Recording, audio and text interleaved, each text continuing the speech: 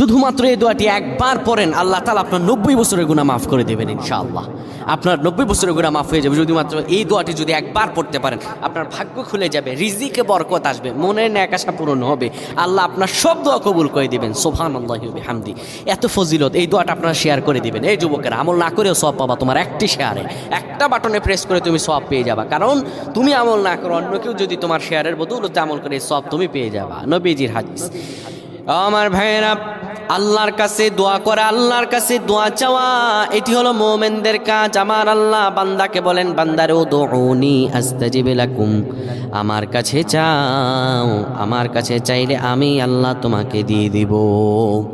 কেউ যদি একবারে দোয়াটি পড়তে পারে, দোয়াটি হলো রব্বি ইন্নী যালামতু নাফসি ফাগফিরলি।